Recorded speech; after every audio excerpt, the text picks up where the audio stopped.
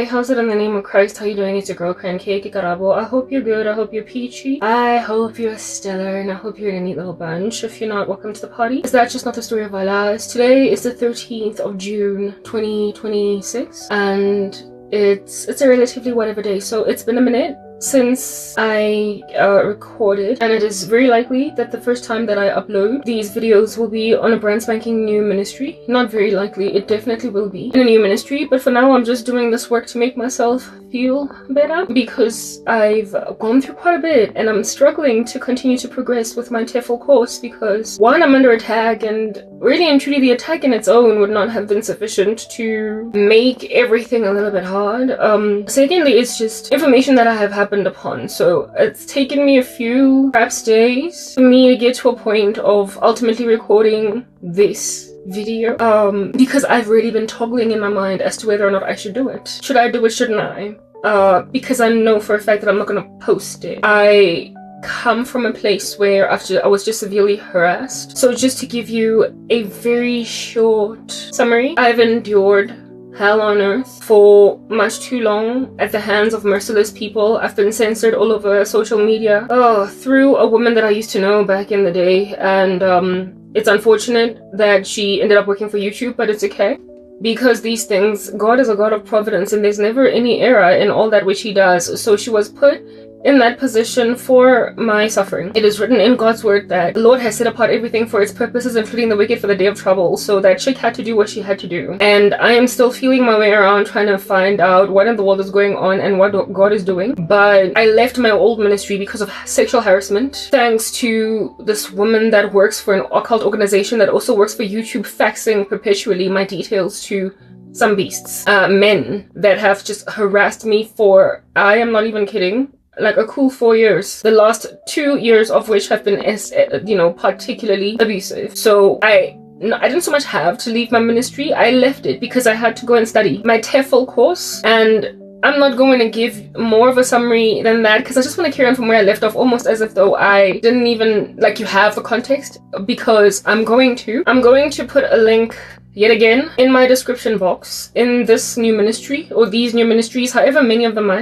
might have less than 4 like I used to last time, I don't know. I am going to put a link in my description box of my old ministry so that if you want the context and if you want the steam and the heat that I was enduring as at the end of my last ministry, you will have to go there. And me starting this YouTube channel is just to get a new leaf, a clean slate. I am posting on it months after the last video that I posted on my last channel. So I very potentially have shaken a lot of these monsters. But if this woman still works for YouTube, if this beast that I used to know from back in the day, who I gave the name Marimabe, who I gave the name Matlakala, well, frankly, it was God who gave her the name Marimabe. I gave her the name Matlakala. If she is still there doing the most where I am concerned, I will still be pursued by beasts, by monsters, by psychopaths.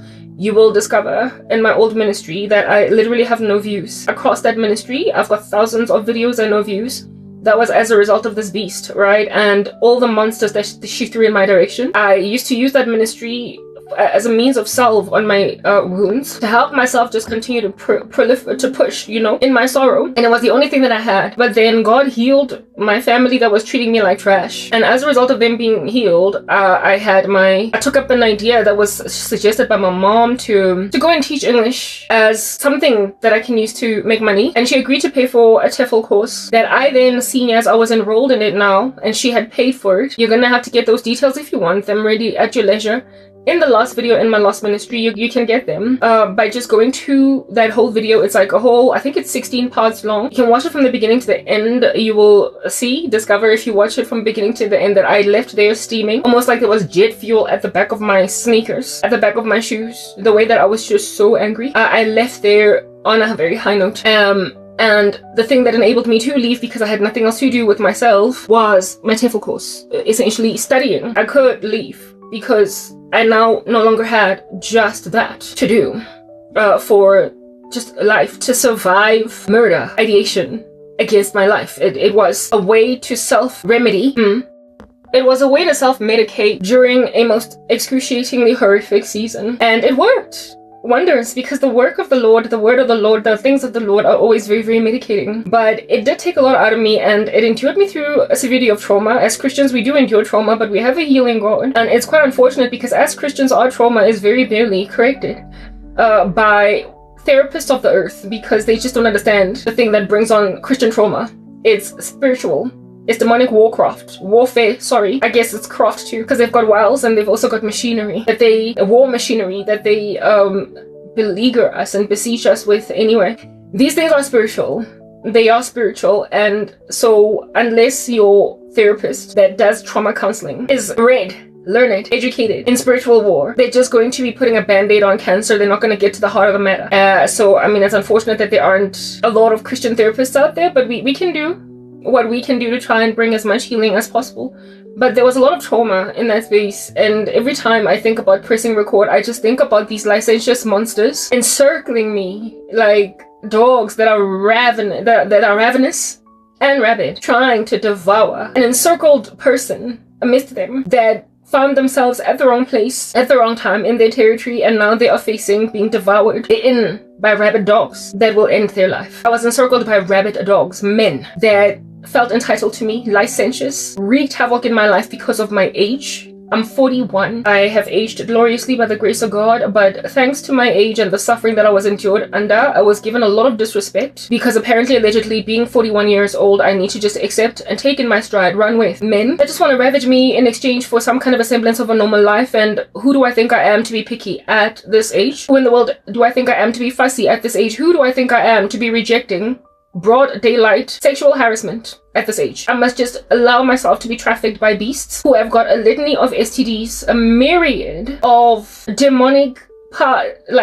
vocations that they lackadaisically and leisurely just engage in on the daily. Who do I think I am according to these people? So I just found myself lambasted by a chunk of disrespect, and I came to realize that unless I have got some kind of a semblance of a life where I have escaped, run away from beasts, I will forever be disrespected. And for as long as there is a little psychopathic harlot working tooth and nail to feed me to these dogs like I am a pound of meat, for as long as those conditions are rife where I'm concerned, I'm forever going to be beleaguered by monsters. So I had to eliminate some of the variables, because as a woman you can never really flee from crazy stalkery men that feel entitled to your body, that salivate after you, that think that you're up for grabs. I mean, every woman will at some point in their lives, that they live in a society that has both men and women in it, endure that level of sexual harassment from men. So you can't really run away from it, but you can significantly minimize its affliction on you by being self-preserved, self-protecting, and self-sustained. There was also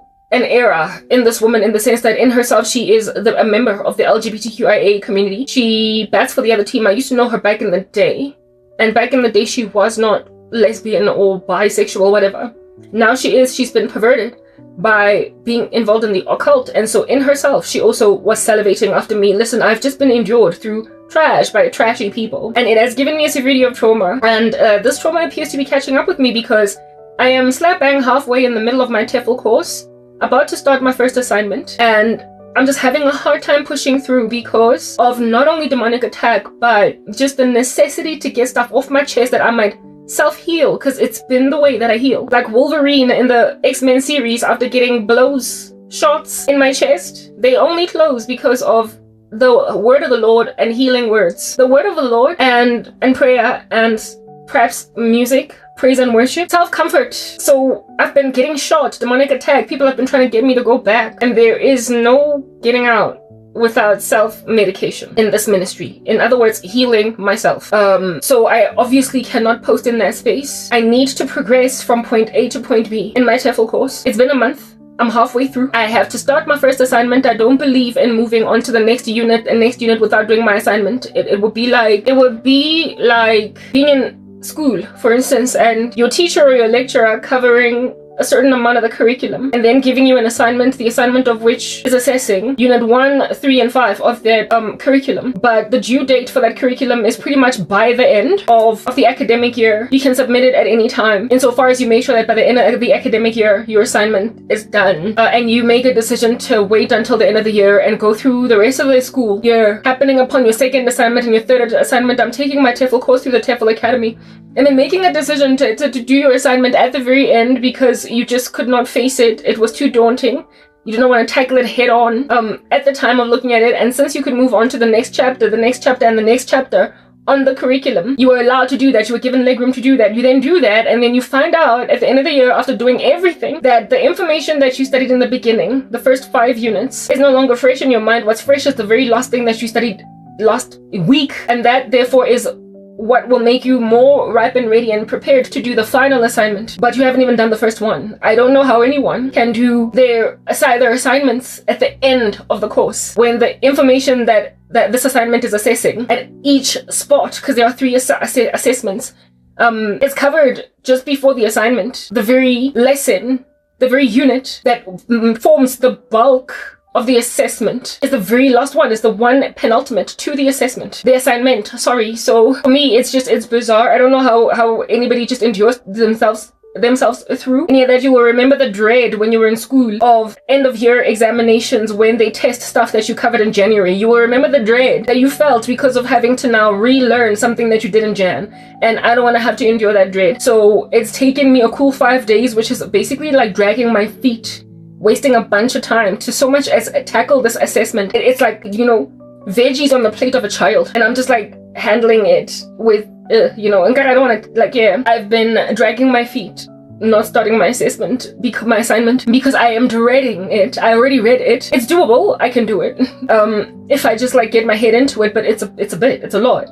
It's a lot, and it's going to require a lot of thinking and a lot of research and a lot of it's going to require a lot of thinking, a lot of research and a lot of referencing.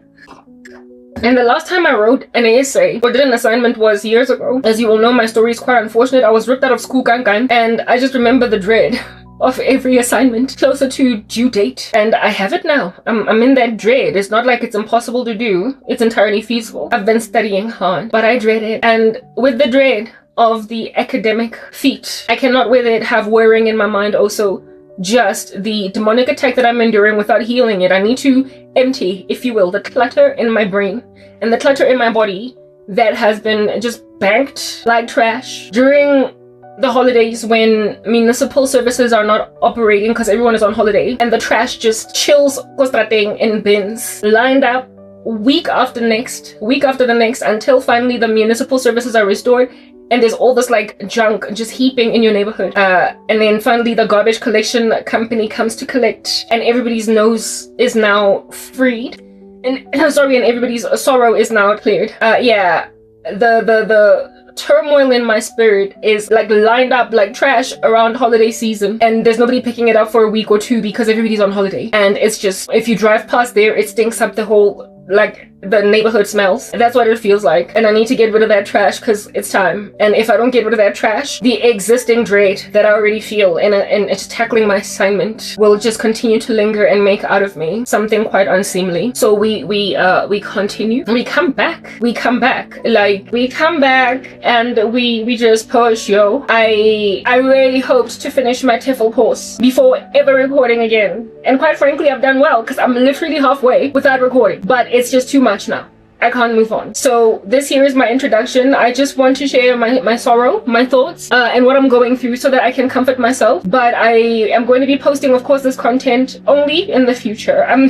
Like heck no. Until I'm done with my TEFL course and until I'm teaching English and I have a salary and I'm working, I am not coming back online. So frankly, this is just going to be banked in my computer. In my last video, I said that the next time that they see my video, the next time that anybody's gonna find me on the internet is when I'm coming from South Korea, because God showed me I'm moving to South Korea, and we're gonna get into that in a minute. So I was not gonna start recording only from Korea. I was probably going to start recording before then, but I did not think that I would have a content banked. Like a lot of it, maybe like, I mean, seeing as I appear to be able to just get through 5 units without recording, but I feel like there's a lot of garbage just heaped outside of my yard. I can maybe go weeks without recording, but and so therefore not have as much content as I had before. And of course, I'm not going to be speaking for as many hours as I used to be before, but I nonetheless did not expect that I would have like that much, if you know what I mean. Like pretty much like batches upon batches of content that I'm going to have to upload from a new space. I like, listen, I need the bathroom, I need to go pee, so I just can't continue to talk while I'm so pressed, but I'm still introducing, and it makes me feel as if though if I'm introducing, why am I gonna like snip stuff in the middle? But I gotta go, I'm too pressed. Okay, I have returned. Listen, if I'm a little bit scattered in this conversation, I will finally find my bearings. The issues that I am having to introduce a new ministry after coming from another one, and I'm kind of hopeful that people are just kind of following me from where I have left. So I'm scattered, but I've been going through hell for too long, and I've documented my entire hellish journey, and this is just another one of the documentations. But it's here to make myself feel better, but it doesn't help that people don't have context, so they probably think I'm rambling. But listen, hopefully if you stick around with me, you'll understand what in the world is going on as we progress over here. Alright, so let me just intro before we just continue to talk about what in the world is going on. Kindly look at my very last video from my old ministry to get the context. That last video might give you curiosity about the rest of my story, and so cause you to just continue to go through my old ministry. I've got a badge, a total of 3, and I mean, listen, I used to have an end screen that will show you all the ministries that I come from at the end of every video, and so far I have got 2 end screens from my old ministry and 1 end screen that is like a recommendation from this ministry, and that makes for 4 end screens. Not 4, sorry, but 4 things on my end screen, including the subscriber end screen. So I'm probably gonna take out the subscribe one and then put in, listen, whoa, right? Just to lead you to my old ministry, and then put in the last video, the last ministry, because I have been fleeing, I've been running away from sexual harassment and abuse because of some woman at YouTube. She has been sending my details to like some pretty horrific monsters, and they are so sexually deviant, like they wanted to marry me, like the level of arranged marriage that you find in some pretty primitive societies, and I'm from South Africa. Like, listen, bizarre animalistic activity that caused me to jump around from pillar to post, hopping like a kangaroo across ministries. I am not even lying. So the proof is in the pudding. The proof is in the fact that at the very last video out of this series, the end screen will take you to all the ministries I had to flee from, and the ministry that you land in is only one among a badge, because each time I had 4 different channels at a time just going, and I would post across all of them. I've been fighting quite a war. So my prayer is that when you listen to this, upon creasing your forehead, wondering what in the world is this woman talking about, upon creasing your forehead, that you will go and gain the context in my old ministry, so that I don't have to give too much of a summary as to what in the world I come from, because I want to carry on from here. I want to give myself healing from here, and also to explain why. Listen, I had already made a decision that from South Korea I was only going to start a new ministry there, but I did say that I may very potentially record my whole entire journey but without posting it, and that I would only post it when I get ahead, and that's exactly what I am planning on doing. As at today, I am not in South Korea, of course. I'm still in South Africa, but I am recording my journey because it is important. I didn't think that I would record like this while I'm still in South Africa, like official series. I thought that I would perhaps record the journey of ultimately transitioning over to another country, but listen, I need to give myself comfort, because stuff has happened. I have ever since then happened upon new information, and this information has caused me a severity of sorrow. And you see, I have a way of overcoming sorrow, and this way of overcoming sorrow is my ministry. So for anybody to take it away from me is frankly a travesty, and it would be on that day an allowance by me. It would be an allowance on my part to let them do that. I would be the one that would have let them. So I realized something, that while they might determine to just harass me, and they've been doing spells, these people from whom I fled, they've been doing spells to bring me back. Kankani, you're mine. Like the one monster that I fled from said to himself within himself, as I saw in a dream, that one day I'm going to wake up and find out that she's married.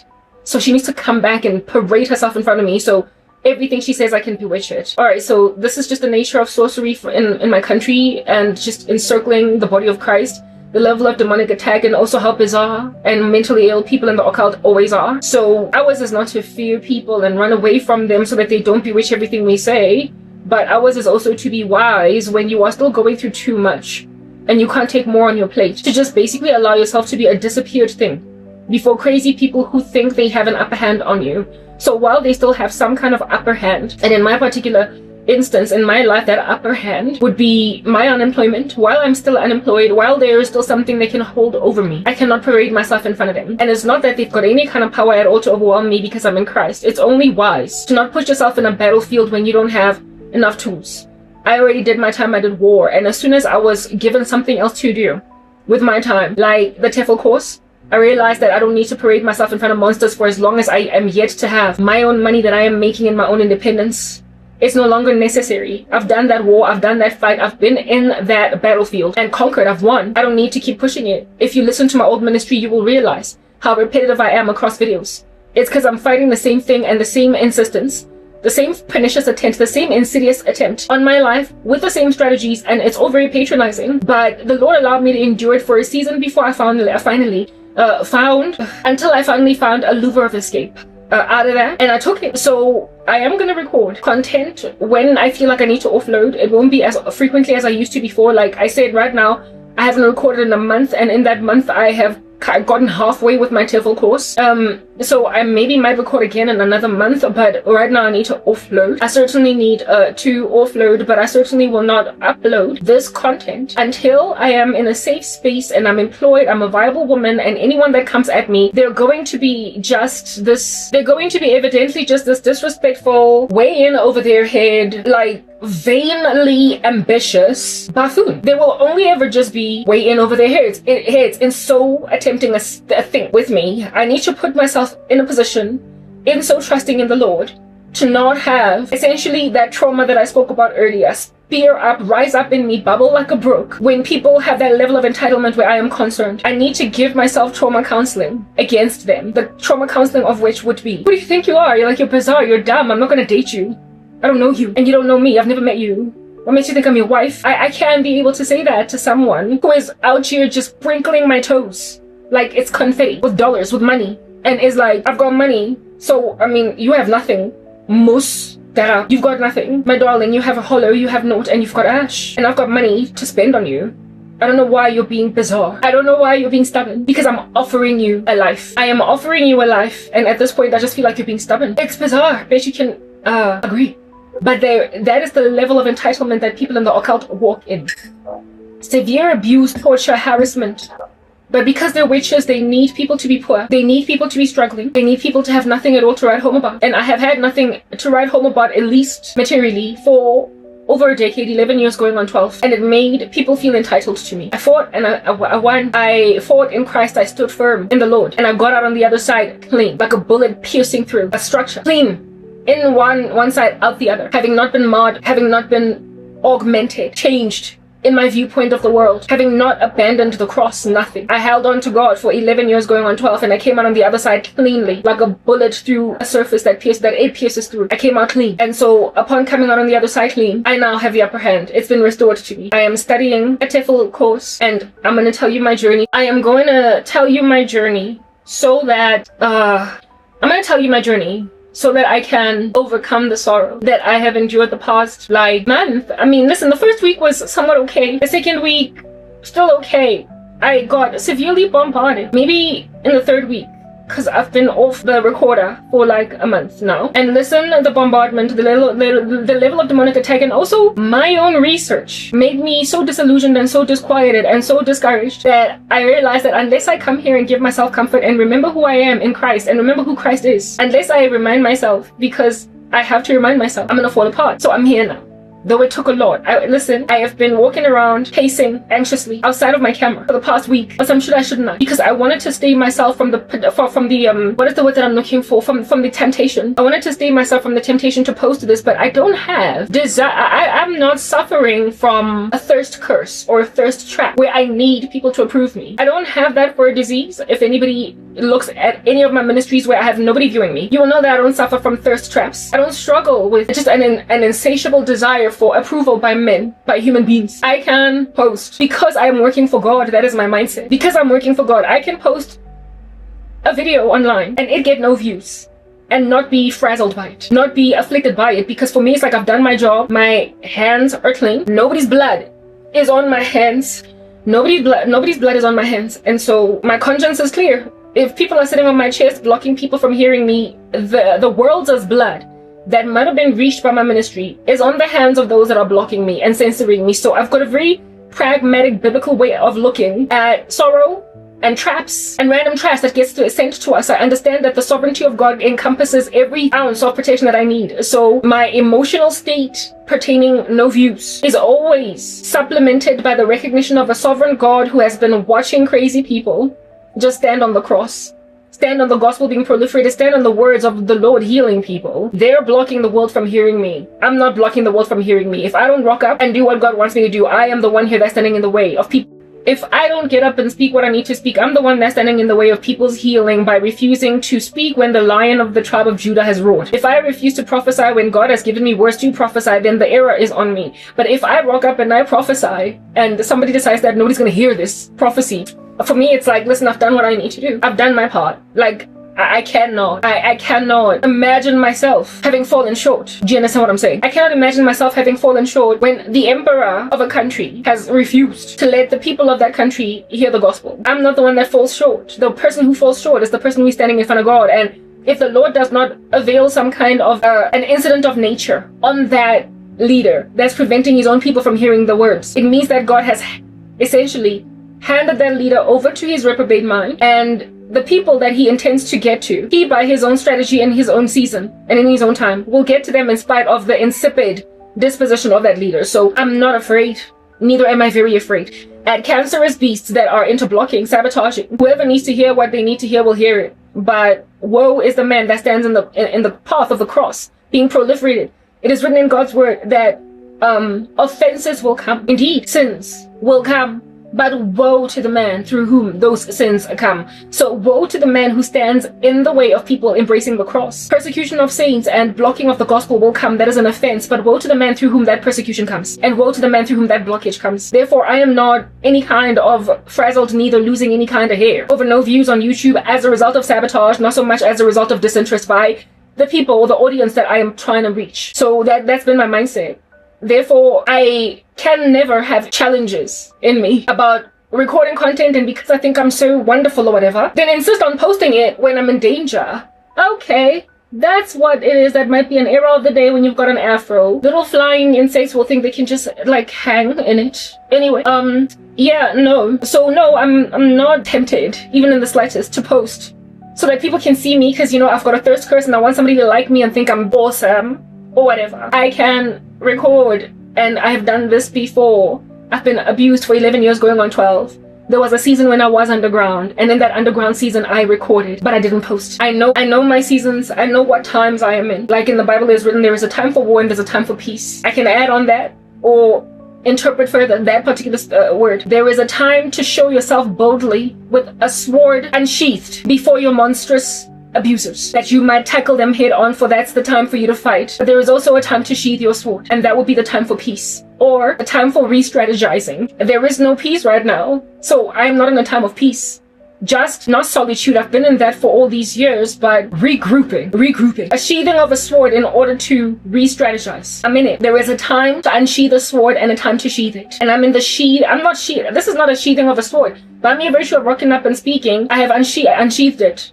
Because speaking, that's the word of the Lord, that is the sword of the Spirit, which is the word of God, that I am, of course, out here trying to expand on. So you see that my sword is not sheathed. My sword is not so much sheathed as I'm re-strategizing when to strike again. And the decision that I made is when I'm finally in a new country, in order to post my content from a new geographical location. So listen up. Now I'm gonna get into the chit chatter. First of all, I tend to introduce my ministry, my whole CI, it stays the same. So I tend to let people know of caveats in advance. Seeing as I have yet to experiment successfully with a new geographical location to see if at all people in that region to see if at all what it is that I've been shown by God is true, that what's going on with me is just corruption on the part of South Africa. And so therefore, the people that administrate YouTube accounts from this country, if I can escape their jurisdiction, I will be set free from censorship. The only way to test that is to be in a different location, a different region. So I will only ever post my content upon creating, first and foremost, from a different IP address, so a new computer, a new YouTube channel right next to, of course, a different geographical ping. You wonder how in the world that's gonna give. And as you can tell, I'm trying really hard not to speak any of my languages, though it comes quite naturally to me to just keep on defaulting between my languages. I'm trying to stick to English because I recognize that my audience going forward is gonna need me to stick to English, and I just don't have the energy to be transcribing my languages to English. It's just more admin. So in speaking then to that, my CI stays the same.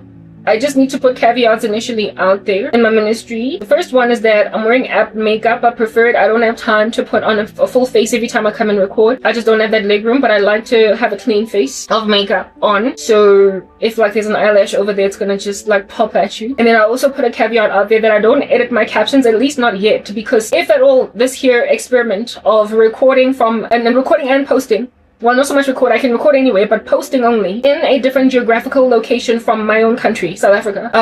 Uploading only in that space from a new IP address with a new YouTube channel is not gonna get me maintained in a banned disposition. In the same way that when you, for instance, are, let's say you're like American, okay, and you go on a holiday as a content creator whose YouTube channel was started and posted on largely in the US, and then you go on a holiday to I need to find a country that's always just picking a controversy with the body of Christ. As an American, you go on holiday to, I don't want to typically just choose China or whatever, because China does have quite a bit of beef with Christianity, but I want to choose like a nation where a Christian wouldn't even be altogether trepidatious about what's potentially going to happen to them if they continue to rap on. But anyway, whatever. Let's say somewhere in the European Union, you know how they've got Ofcom over there and Online Security Act that significantly infringes upon the freedoms of expression of very many people, based on things that don't make any sense at all, to be infringing upon freedoms of expression. And so if you are an EU member with an EU passport and an EU, or not so much an EU YouTube channel, all YouTube channels are American, but recorded from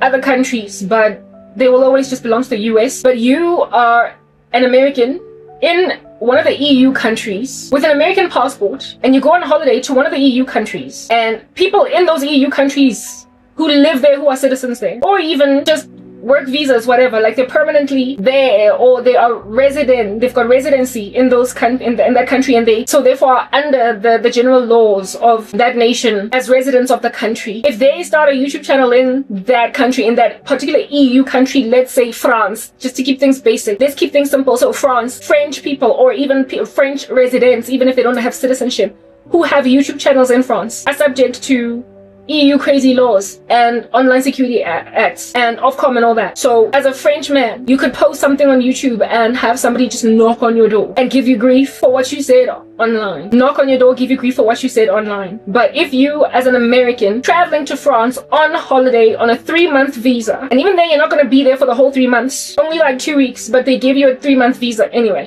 There you go.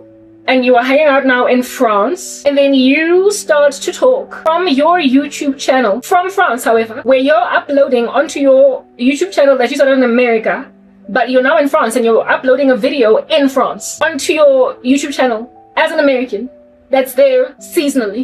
It's highly unlikely that the French government is going to ping you, significantly surveil you, and wreak havoc in your life, perhaps even causing your deportation, insofar as you are posting that YouTube video from a channel that was started in your country, that is under your nation's coverage, and you just so happen in that season to be in another country, and the thing you say mistakenly rubs people the wrong way, because maybe you didn't do your research as to what's right to say when you're in the EU district. You didn't do your research. You just imagined that the same freedoms you have in the US apply in France. And then you find out that, no, not quite. No, not so much find out that, no, not quite, but you will come to learn that someone like you with your same rhetoric, your same mindset, in that country as a resident or a citizen just does not have the same leisure, and they could do the same video word for word, literally just verbatim copying the script of the American guy, and be met with immediate comeuppance in a way that the American guy just isn't. And I think the reason that is the case, why it is that you don't find too many incidents of people who have YouTube channels in other countries getting into trouble for what they say on YouTube in those countries, is because there are likely jurisdictional permissions allowed on YouTube as a result of those nations having essentially staff members that work for YouTube that surveil accounts only created in Germany, or accounts only created in France, or accounts only created in you get my point, in Poland. Accounts only created in this region will get looked at by people working for YouTube for the purpose of administrating that region. And so therefore, the French man in France, upon saying the same thing as the American man in France, will likely get harassed by the French government or the EU, the European Union, fast and furious, before the American guy ever will. And so the American guy will likely get away with a lot more in the UK over that 2-week period than what, not UK, I said EU. France, they will likely get away with a lot more than the French guy. So unless of course they stay there for an extended period of time and then apply for residency, and somehow because of the stuff that is being said on their channel, the EU catches wind of it, and then they start to be like, listen, from our country, you don't get to do any of this, but they will likely get away with stuff for a lot longer, is what I'm getting at. So in that 3-month season where they've got a visa to roam around freely in the EU, they will unlikely get harassed for what they said or did in their YouTube videos, unless it's just like severe, maybe yes, perhaps defamation of the country. That's not true, or just criminal activity. Yeah, that's stuff that any country will come down on you on. But things like freedom of expression, you are unlikely going to get immediately harassed as a person with a different country's original YouTube channel when you're traveling. So I guess maybe that might also be the reason why Americans or South Africans or any other country men, when they travel to China and they still post on their YouTube channels, when they travel to China, they don't get as harassed on their YouTube channels as Chinese people, Chinese resident people, or Chinese people, or those who are resident in China for whatever reason, right? They're not going to come down on you as fast. So I have to experiment with harassment and abuse attack to see what's likely going to come at me from a different country. What I can say, I can only experiment by starting a YouTube channel in that country and then continuing to speak the exact same things that I've been speaking in South Africa, because I'm not picking a controversy with South Korea or any other place where I'm gonna go. I'm picking a controversy with South Africa, and many of my prophecies are for my country. Yes, every so often I have something that I hear from the Lord about the US, but largely I'm just finding out about this place that I'm from. And this place that I'm from, just like the EU having whole-scale harassment rights over EU citizens pertaining freedom of expression infringements, so too it appears that South Africans have got whole-scale freedom of infringement upon South African citizens' human rights, insofar as YouTube channels are started in South Africa by South Africans, and you are posting largely in South Africa, but even if you move to another country, they will still abuse you insofar as your channel was started here, insofar as its origins are here, because the American content creator might be in a different location from his own country when he travels to China for those 3 months, or those 2 weeks. When he travels to China, he might be in a different region, but his YouTube channel, and likely even the partnership program that he is a part of, is administrated by America. Is administrated on by America. So that's not going to change because he's gone to China for 2 weeks. And that is unlikely also going to change if the same guy decides to now, oh, I like China very much, so I'm going to stay here for a year, and I'm going to change my visa to a work one or whatever. That's still the channel, if he keeps uploading on it, will stay American, and it'll likely take a minute for the Chinese government to clamp down on him because of the origin of his YouTube channel. If he stays in China, he will likely get a clamp down eventually, but it's going to take a lot longer than a Chinese citizen as soon as they start one in China. Just out here going through a lot. Whereas the American guy, it'll likely take a little bit longer for him to be clamped down. It'll likely take a little bit longer because I guess it's not in their radar. It's not within their jurisdiction. So I am on a social experiment, a digital experiment of social matters to test this theory. And the only way I can test it is essentially like a digital nomad. I'm not going to start different YouTube channels from different countries. I'm not planning on painting the world red. I'm not planning on traveling across. I'm not 22 anymore. Well, I mean, you can be a digital nomad at my age if you want to, if you've got the resources, but I don't want to. Because I just want to settle down, I want to be stable, I want to be married and have children, and just, I don't want to function like a 23-year-old, if you know what I'm saying. I just want to be stable and be in an environment where the likelihood for things that I desire to happen will then come. So I wouldn't travel hopping from country to country unless I'm doing so with my husband and my children, and even then for holiday, not just moving them from pillar to post, you know what I mean? I want to experiment with the notion, the theory I just posited to you now. I want to experiment to see whether or not what I say against South Africa, because I've been speaking against this country for a minute and I've been blocked by this nation, whether or not I'm going to be clamped down on ever so immediately. And secondly, I also want to experiment with whether or not South Korea will use its laws to afflict me based on what I said about my country, my laments about my country. Because if I were to move to South Korea and say the same things about South Korea, I would be clamped down on. But I want to see if at all I would get clamped down on from South Korea. But we're going to talk about South Korea in a minute. So therefore, when it comes to my captions, I've got captions in the video right now. I have them there because they're cute. I like them. But they're not edited for now, just like in my old ministries. So they're grammatically off. Sometimes it's the wrong word altogether. I don't have time to edit them, neither do I have an incentive to, because I want to check to see if I'm going to be ever so immediately clamped down on in another country. And if I am, it's just like, listen, what the heck? If I am clamped down on in a different country, there's just nowhere to go. I would have to come back to this shoddy hellhole, and it be the devil that I know, and so stick with it. I would have to come back to this shoddy hellhole called South Africa. I would have to come back to this shoddy hellhole called South Africa to essentially experiment. Not experiment, but no. Correction. What I wanted to say is I would have to come back to this shoddy hellhole called South Africa in order to continue with ministry, because I can never shut up for the rest of my life. It's impossible. There's too much fire in my heart, like with Jeremiah. But I will accept that for the rest of my life I'm going to be banned by a crazy country that doesn't want its citizens hearing the gospel. But I will have done my part. I will have prophesied with no one hearing, and those that have stood in the way of the gospel will then be accountable to God for the death of my countrymen. I will try again for South Africa, almost like doing CPR on a dying patient or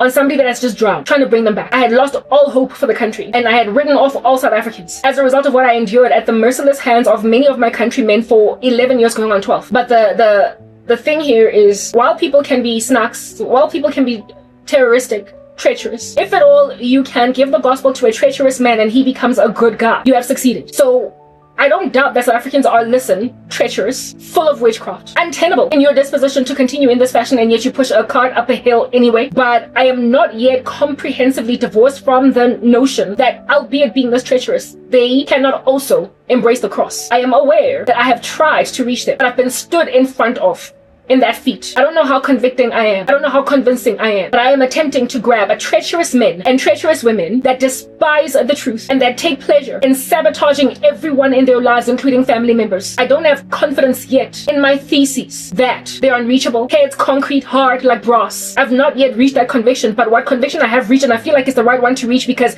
as a South African citizen, I've been endured through a most heinous treachery at the hands of South Africans for too many years for this to be a coincidence that every last one of them that I bumped into was like a head-on collision. Every last one of them treated me like trash. That is a disease, a cancer, a nausea in the country. But can it be cured? That is not something I feel I've thoroughly tested, given the amount of censorship I endured for as many years as I endured it. Every time I had some kind of traction with even South Africans. Every time I have made some kinds of inroads with South Africans, I have been severed, blocked by South Africans that have no interest that the country should heal. Come back from the precipice of death after gurgling blood following a most heinous car accident. I don't have confidence in the notion that they are unreachable, but I do have confidence in the notion that they are dirty, like the carpet underneath your feet coming out from the rain, and your feet are all muddied. They're dirty like that carpet. Muddy. However, herein lies the reality. They don't look muddy. They don't look dirty. They don't look filthy. They don't look untenable in their feet and yet proliferating it anyway, that thing which they are proliferating. But they certainly are, because I've endured them. What I'm getting at is that South Africans are monstrous towards other South Africans, but they are softer, more lenient